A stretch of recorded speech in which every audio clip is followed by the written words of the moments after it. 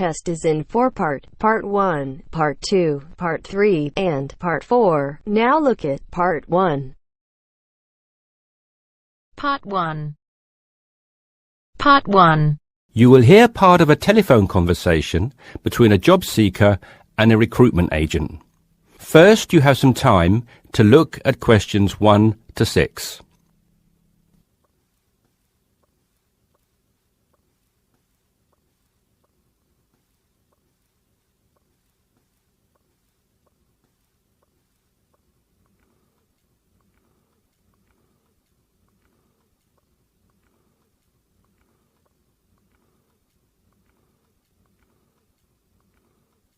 You should answer the questions as you listen because you will not hear the recording a second time.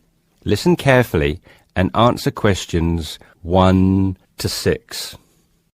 Yes, so that's Janet Thompson. Would you like me to spell it? If you wouldn't mind, thank you. Just the surname, please. No problem. It's Thompson. Great. Now, Janet, before we go through the openings I have here in front of me, might I just take a few more details to complete your profile on my system? Of course. What would you like to know? Well, let's start with your email address, please. OK, janthompson@hort.net. I see. Is that Jan as in Jan? No, that wasn't available. I had to make do with Jann. Here, let me spell it for you again, just to be sure. JANNTHOMPSON@hort.net. Much obliged. And could I ask, do you have your referee details to hand? Yes, what do you need? I need one work reference and one character reference from a friend or colleague. OK, for a work reference, there's Jane Foote. She's my former boss at Bermuda Girls' School, head of English. OK. My personal referee is Monica Carbody. Mon and I have been best friends since we met in Bermuda in 1991, when she was Deputy Head of English under Mrs. Foote. Perfect. And you mentioned, of course, that you're an English teacher, but are there any additional subjects you're qualified to teach? Yes, I have a diploma in special needs, and I can also do history to GCSE level. Very good. Before listening to the rest of the conversation, you have some time to look at questions 7 to 10.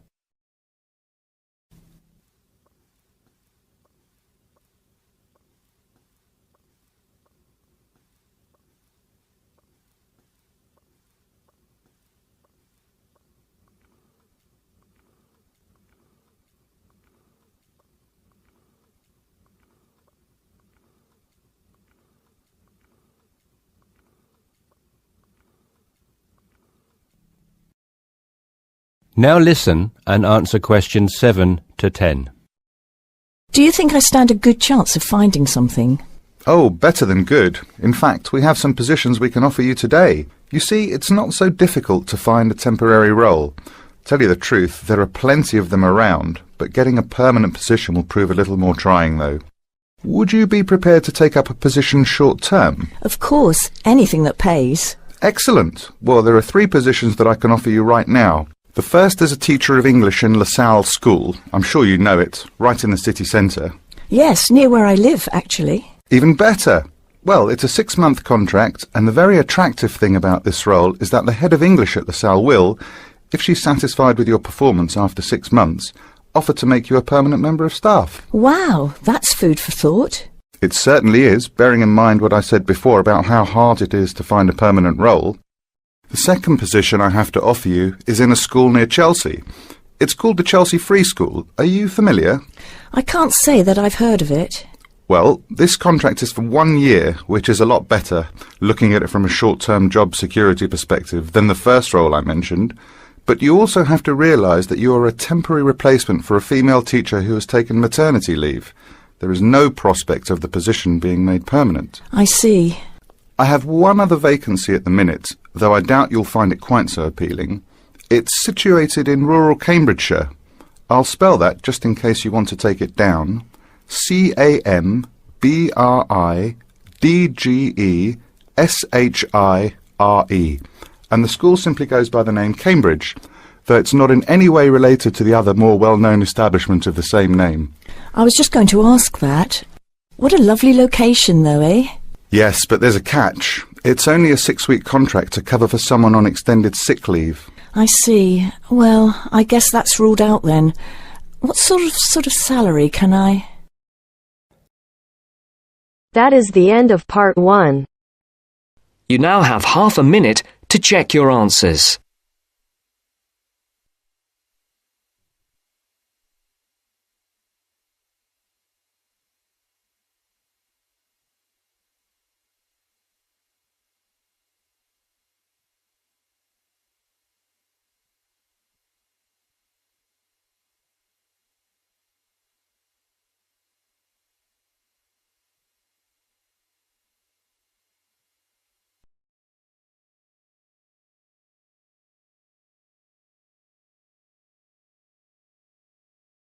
Now turns to part 2.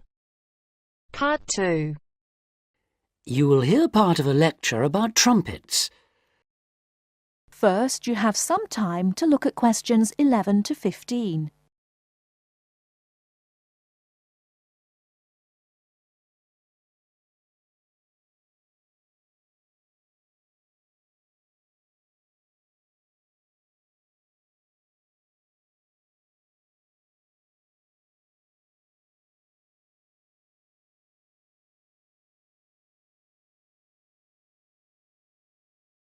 Now, listen carefully and answer questions 11 to 15. The trumpet is quite a remarkable instrument. Take the B-flat type, for instance, the kind of trumpet most people use today. If we stretched one out in a straight line, it would measure nearly 140 centimeters in length. What we see in the diagram, then, is a very long brass tube wrapped around itself in order to save space. To produce its characteristic sound, the musician blows continuously into the small metal cup on the left called the mouthpiece, which is shaped to fit the lips. The air travels along the lead pipe and round the tuning slide, which can be moved in or out to change the instrument's pitch. The air then reaches the feature that distinguishes the trumpet from, for instance, a bugle, the 3 valves that extend from above the top to below the bottom of the instrument. Each valve can send the airflow one of 2 ways, either along the main pipe, the shortest route, or else into an extra length of tube, thus lowering the pitch of the sound being played. The musician does this by pressing one of the finger buttons at the top, diverting the air into the first tube if the first is pressed, into the second and shortest by using the second, or into the longest one, the third, by pressing number 3. The air then continues its way round the bend in the lead pipe and along to the end at the widest part of the body, known as the bell, which projects the powerful sound forwards. Incidentally, all this breath forced through the metal of the instrument does of course contain water vapor, and this will start to condense and form droplets after a certain amount of playing. The result is a gurgling sound from the trumpet, so to avoid this, there is a device on the tuning slide called the water key, which when pressed lets the water drip out.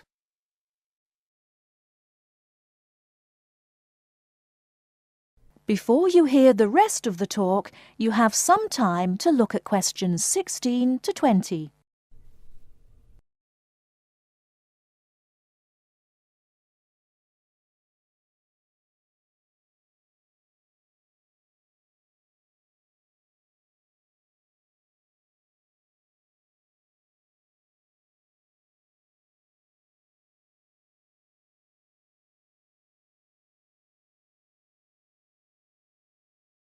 Now listen and answer questions 16 to 20.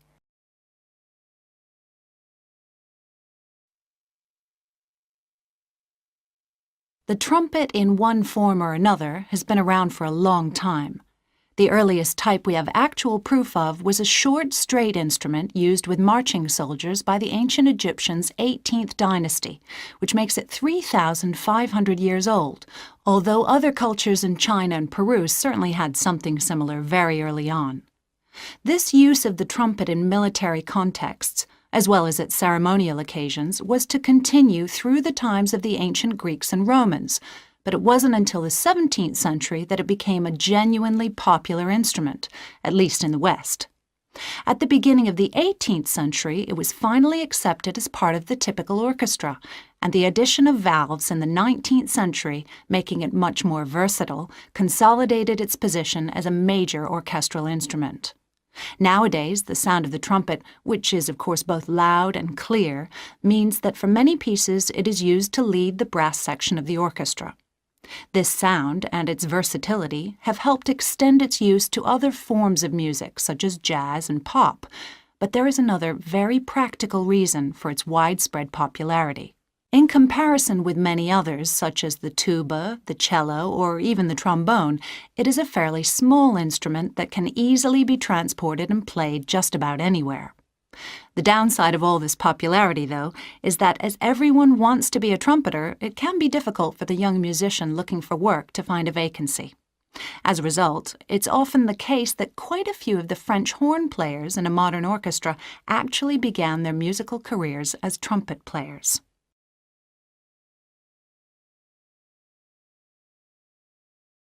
That is the end of part 2. You now have half a minute to check your answers.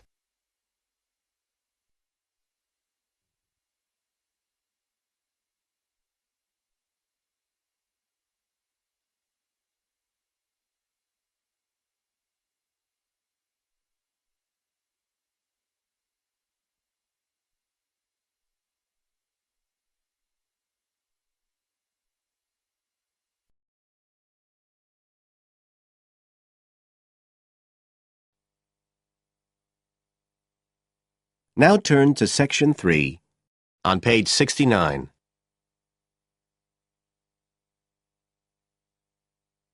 Section 3.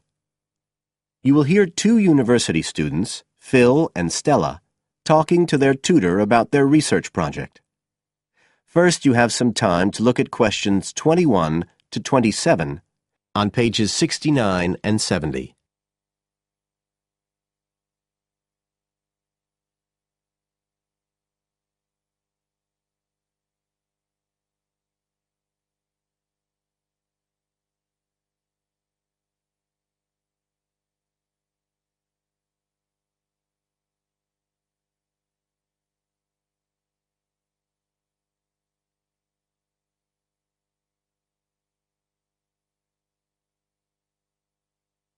Now listen carefully and answer questions 21 to 27.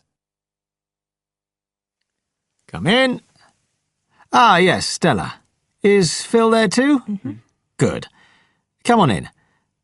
OK, so you're here to discuss your research project. Have you decided what to focus on? You were thinking of something about the causes of mood changes, weren't you? Yes, but the last time we saw you, you suggested we narrowed it down to either the effects of weather or urban environment. So we've decided to focus on the effects of weather. Right, that's more manageable. So your goal is, Phil? To prove the hypothesis, no, to investigate the hypothesis that the weather has an effect on a person's mood. Good. And what's your thesis, Stella? Well, our thesis is that in general, when the weather's good, it has a positive effect on a person's mood, and bad weather has a negative effect. Can you define your terms here? For example, what do you mean by good and bad? OK, well, good would be sunny, warm weather, and bad would be when it's cold and cloudy or raining. And how would you define an effect on a person's mood? What would you be looking to find? An effect on the way a person feels. A change in the way they feel? Like from feeling happy and optimistic to sad and depressed. Right. And what sort of weather variables will you be looking at? Oh, sunshine, temperature, cloudiness, precipitation, among others. It'll depend a bit what the weather's like when we do the survey. Fine. We'll talk about that in a minute. But first, what about background reading? I gave you some suggestions. Did you manage to read any of it? Yes. We read the Ross Vickers article, the one comparing the groups of American Marines training in summer and winter. That's quite relevant to our study. It was interesting because the Marines who were training in the cold winter conditions tried to cheer themselves up by thinking of warm places. but it didn't really work. Yes, they were trying to force themselves to have a positive mental outlook, but in fact it had the opposite effect, and they ended up in a very negative state of mind. And we found some more research by someone who wasn't on the reading list you gave us, George Whiteborn. He compared people living in 3 countries with very different climatic conditions. Actually, he looked at several things, not just the weather. But he found some people's reactions to bad weather were much worse than others, and it was linked to how stressed they were generally. The weather on its own didn't have such a significant effect on mood. And we looked at a paper by Haverton. Yeah, he broke weather up into about 15 or 16 categories and did qualitative and quantitative research. He found that humans respond to conditions in the weather with immediate responses, such as fear or amazement. But these responses can also be linked to associations from their earlier life, such as a particular happy or sad event. Did you have a look at Stanfield's work? Yes. It was interesting because the type of questions he asked was similar to what we were planning to use in our survey. Yes. He asked people how they were feeling on days with good and bad weather. He found the biggest factors seemed to be the humidity. Moods were most negative on days with a lot of rainfall. Long periods without sunshine had some effect, but nothing like as much. That could be quite a useful model for your project. Yes, we thought so too. Although we can't continue our survey for as long as he did. He did his over a 6-month period. You now have some time to look at questions 28 to 30 on page 70.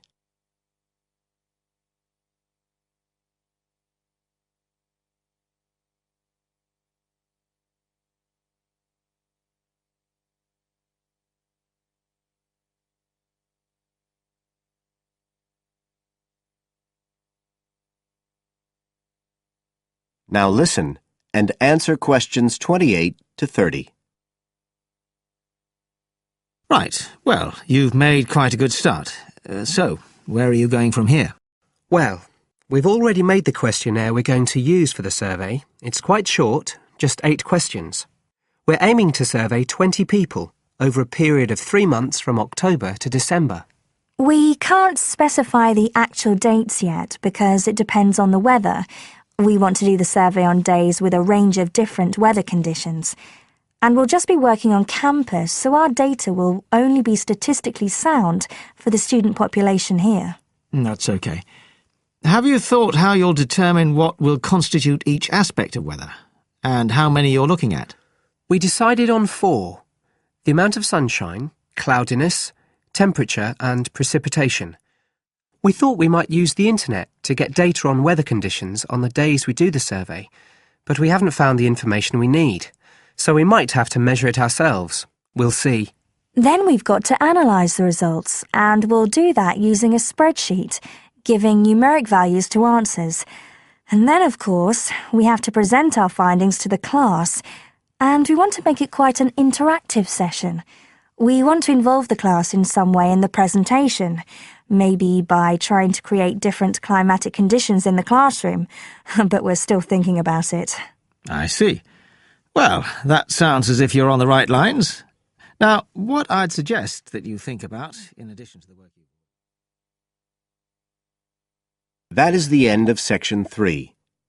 You now have half a minute to check your answers.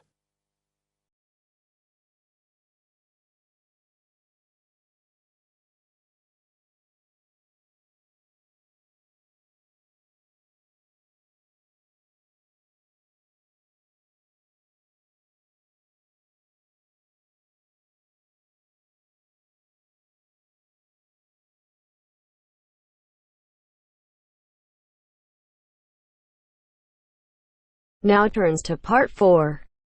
Part 4. You are going to hear a talk about universities and colleges in Britain. As you listen to the talk, complete the notes below. First, you have some time to look at questions 31 to 40.